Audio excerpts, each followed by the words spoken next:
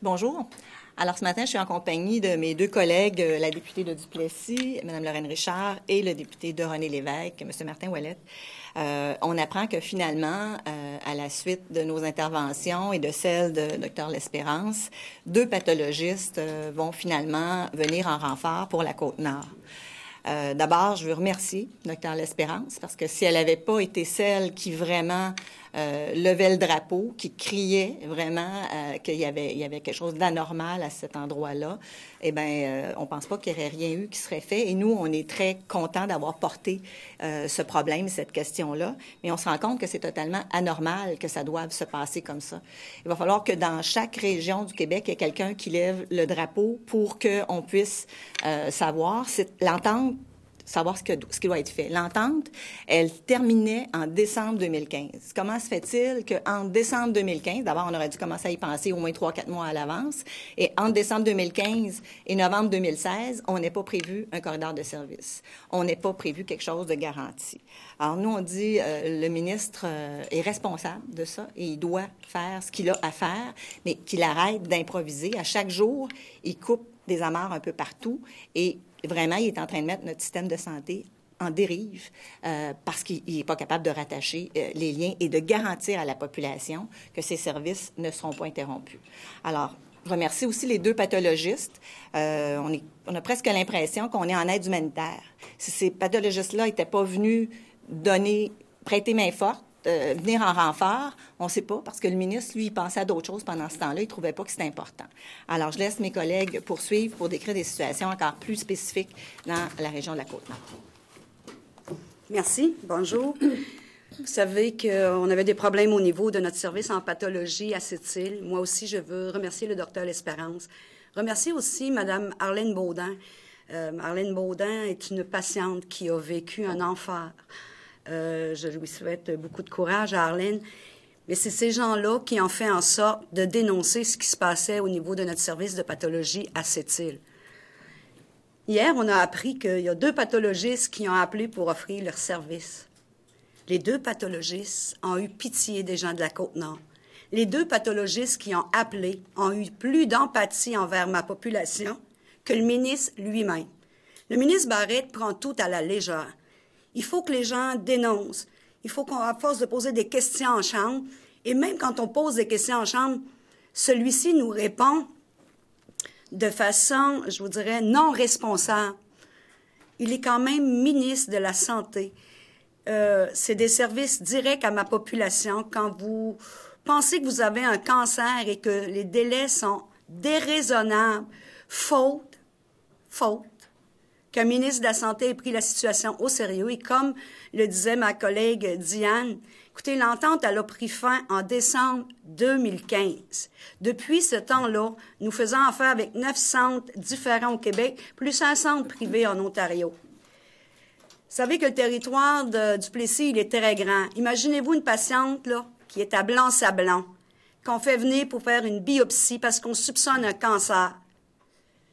On a des mois d'attente avant d'avoir un diagnostic. Il faut la faire venir à Sept-Îles. Le chirurgien doit composer avec du temps en salle d'op et tout ça. C'est ça la réalité des gens dites des régions éloignées. Et le ministre Barrette, hier, franchement, s'est montré très insensible. Sa réponse était pas à la hauteur du poste qu'il occupe. Et en terminant, il a dit, c'est-tu le Père Noël qu'elle veut? Moi, je vais lui dire que comme cadeau de Noël, ma population, elle veut un corridor de services en pathologie sécuritaire, fiable, rapide et pour longtemps. Il ne faut pas que nos médecins, nos chirurgiens aient à gérer à la pièce en se disant où on va envoyer les spécimens. Et si des spécimens sont repris, une nouvelle analyse est demandée, ça ne veut pas dire qu'il est pris par il est étudié par le même pathologiste au même endroit. Ça fait que ça emmène les chirurgiens, les médecins souvent à se re-questionner sur la fiabilité des tests. Le médecin hier a fait référence à Optilab. Le ministre, c'est-à-dire, le ministre médecin. Il a fait référence à Optilab. Optilab, c'est un autre dossier dont mon collègue va vous parler. On ne peut pas, dans un territoire tel que la Côte-Nord, vouloir à tout prix centraliser. Le ministre est en poste depuis 2 ans. Depuis 2 ans, c'était le projet de loi 10, le projet de loi 20, on est dans des structures. Et tout ce temps-là, nous, ce qu'on se rend compte, et particulièrement dans ma région, c'est que le service à la population est diminue. Et je m'excuse, on n'est pas des citoyens de seconde zone. On sait qu'on doit faire affaire avec des grands centres. On sait qu'il faut envoyer certaines analyses à l'extérieur de notre région. Mais gérer à la pièce puis prendre ça à la légère comme le ministre, c'est irresponsable de sa part.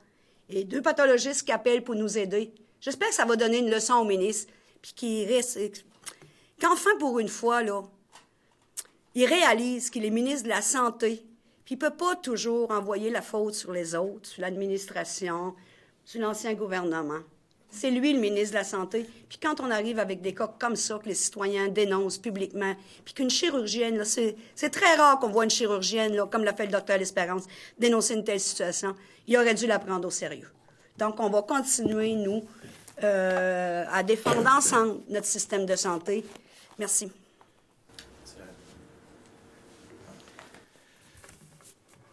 Merci beaucoup, tout le monde. Je pense qu'on a compris une chose. Puis, avec tout le chambardement que le ministre Barrette est en train de faire dans notre système de santé, nous, on est bons joueurs. C'est-à-dire qu'on rencontre les groupes, on rencontre les syndicats, on rencontre les travailleurs et ils nous soumettent un peu les situations, les problématiques et nous parlent des solutions et on est peut-être un peu naïf lorsqu'on pense qu'on pourrait localement réussir à trouver des solutions. Alors, on laisse ça aux gens locaux pour qu'ils puissent trouver des solutions optimales.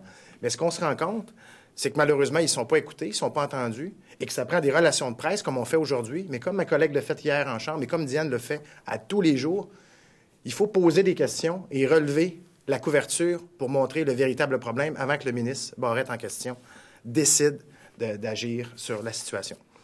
Écoutez, moi, j'ai rencontré des technologues, des microbiologistes, des coordonnateurs de tests médicaux, et ils font face à un néant total et complet par rapport au projet d'Optilab.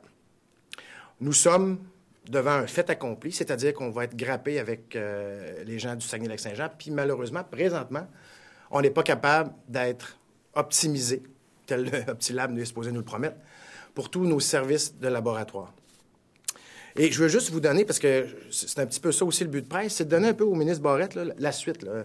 Ma collègue parlait des vœux de Noël. Moi, j'aimerais que le ministre Barrette arrête de jouer au lutin, là, puis écoute ce qu'on va lui dire, parce qu'on a encore des situations là, qu'on aimerait qu'il adresse, et on va utiliser encore une fois la tribune de presse pour lui exposer à quel endroit on se situe, puis qu'est-ce qu'on veut qu'il change pour la suite.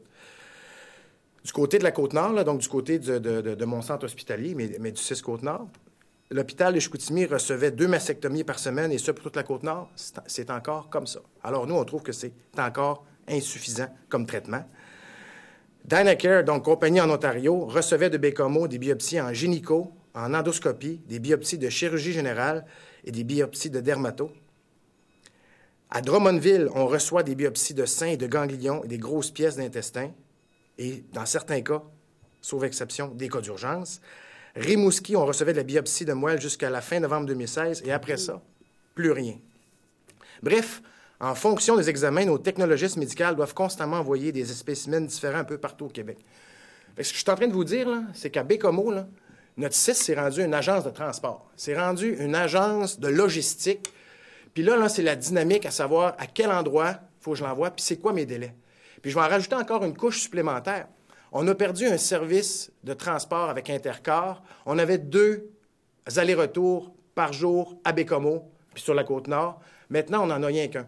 Alors, dorénavant, nos technologues, ils doivent gérer est-ce que l'autobus est parti, et si elle est partie, ça va prendre un autre 24 heures avant d'avoir les résultats, et dans certains cas, il faut les envoyer par avion. Alors là, mon monde, là, ils ne sont plus en train de faire ce qu'ils sont compétents de faire, c'est-à-dire d'analyser. Ils sont en train de faire de la logistique. À ce que je sache, là, un centre de santé, c'est pas prévu faire de la logistique. C'est prévu pour donner des services et des soins. Et dans cette dynamique-là, pour nous autres, là, présentement, il n'y a aucun cas qui nous donne la certitude qu'Optilab va effectivement donner ce service-là. Un autre cas patent, nos banques de sang. Je vous disais tout à l'heure, notre service de transport n'est plus 2 fois par jour, mais était une seule fois par jour. Alors, il faut qu'on regarde nos banques de sang, où est-ce qu'on est rendu. Et si, malheureusement, on manque un tour de roue d'autobus, bien là, ça va être à coup de téléphone pour savoir quand est-ce que l'avion revient pour que, effectivement, notre banque de sang soit optimale pour, dans le cas présent, obtenir des banques de sang pour des chirurgies qui en auraient demandé. Ce qu'on veut, là, c'est pas compliqué, là. On veut juste arrêter de crier. On veut travailler avec le monde. On veut travailler avec nos organisations locales. Mais on veut surtout être entendu pour que le ministre Barrette ne prenne pas sa découpure de presse puis se rende compte que ça crie fort, c'est là que je vais aller régler, puis après ça crie fort à telle place, puis je vais aller régler. On veut travailler avec lui. On a l'opportunité d'optimiser certains services. J'en parlais avec ma collègue Lorraine quand j'ai rencontré des technologues dans la biochimie. On a des systèmes de bonnes machines, des machines neuves qu'on pourrait optimiser dans un corridor Bécomo-Sept-Îles. Et ça, on est prêt à le faire. Mais on n'est pas entendu, puis on n'est pas écouté.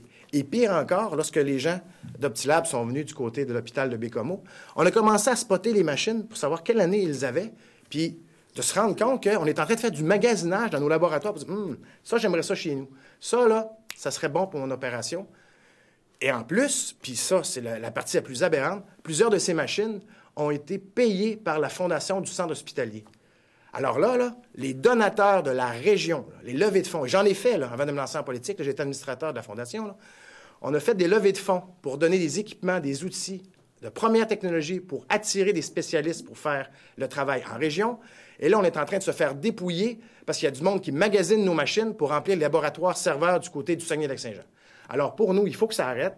On veut travailler avec les gens locaux pour donner des solutions qu'on pense être optimales pour le service. Et comme ma collègue Lorraine l'a dit, et comme ma collègue Diane l'a dit aussi, le Parti québécois, on était en train de revoir la partie de l'organisation des services en matière des laboratoires.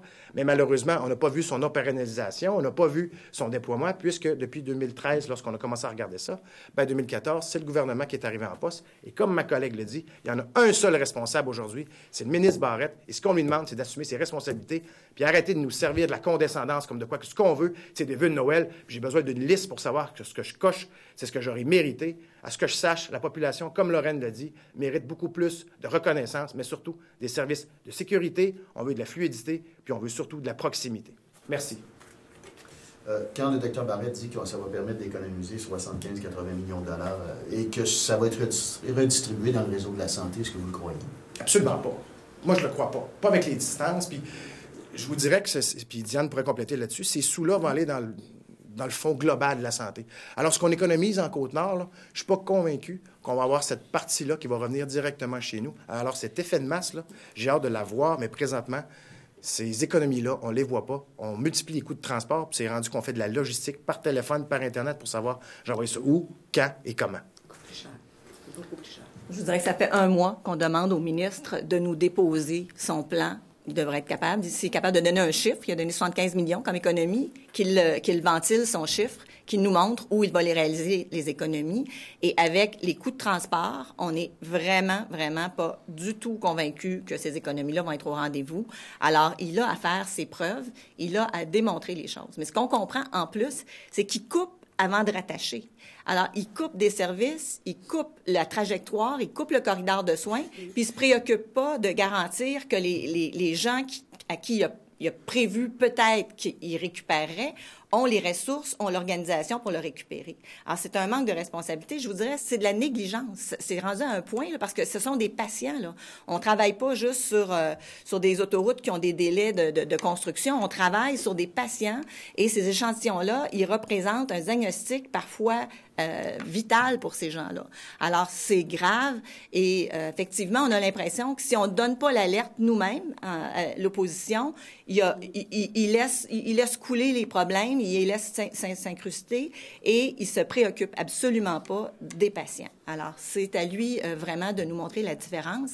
Ils sont 75 millions. On a demandé à l'INES de nous le démontrer, de faire une étude objective pour justement garantir les trajectoires de soins et nous montrer qu'on va vraiment économiser 75 millions, ce qu'il n'a pas fait. Et Mme Richard, comment vous avez... en fait, on vous entendait très clairement réagir hier à la période des questions après que le Dr Barrette ait dit si vous vouliez les cadeaux de Noël. Comment vous avez trouvé cette réponse? J'ai trouvé cette réponse très arrogante, très irrespectueuse envers le docteur L'Espérance qui a dénoncé cette situation et aussi envers Mme Arlene Baudin qui a subi un véritable calvaire. Elle est atteinte du cancer du sang. C'est un manque de respect total envers ma population. Et ça démontre encore une fois de plus comment le ministre Barrette prend tout à la légère. il faut questionner, il faut dénoncer publiquement, il faut talonner jour après jour pour des services essentiels, là. Écoutez, il est très démagogue, le ministre de la Santé, là. Très, très démagogue. Il peut vous changer une situation et vous faire croire que ça va très bien, et là, il va enrober ça. En disant, bien, le délai, il n'est pas déraisonnable. Il est déraisonnable. Il est déraisonnable. Attendre 2 mois, c'est déraisonnable. Et c'était fou hier de dire que tout allait bien. L'entente, et Diane en a fait référence. Elle a terminé le 31 décembre 2015. Il ne s'est rien passé pour qu'on puisse établir un corridor efficace. Le ministre Barrette, depuis qu'il est en poste, j'ai eu plusieurs dossiers avec le ministre Barrette.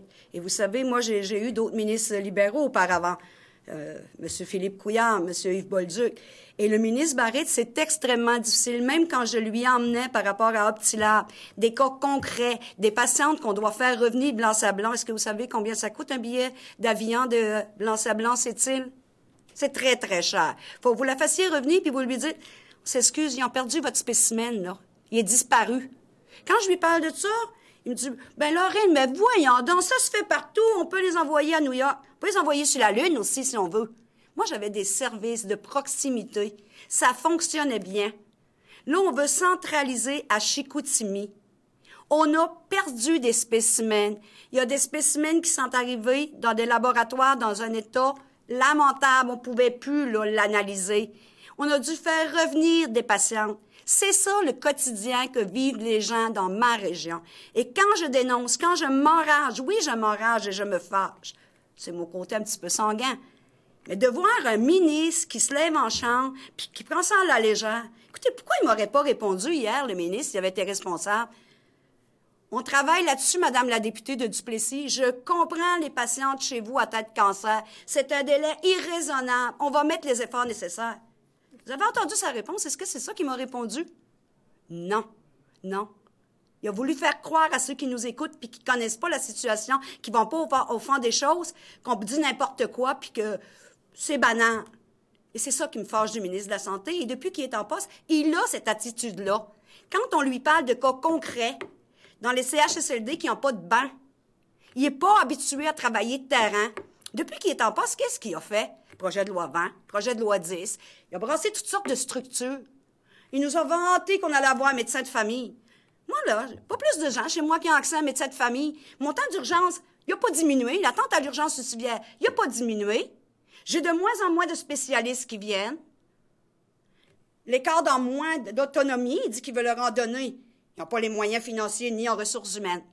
Et comme Diane faisait référence, oui, on va lui demander les chiffres. Parce que savez-vous que Blanc-Sablon, Chicoutimi, vous ne faites pas ça en avion. Vous preniez votre spécimen, vous l'envoyez à cette île, ça, c'est si l'heure d'autobus fonctionne. Sinon, c'est un avion. Puis, vous savez, on est desservi par Air Canada, là. Puis les horaires, là, ça va être la température puis les aléas des bris des avions. Et qui n'essayent pas de nous comparer à une autre région. La centralisation chez nous, au niveau de la santé, ça a une certaine limite. Et là, je pense qu'on l'a atteint, la limite. Et oui, je suis fâchée contre puis je vais dire, contre le docteur Barrette, contre Gaétan Barrette, parce qu'il n'a pas à cœur vraiment, comme ministre de la Santé, le besoin des patients. Merci. Merci.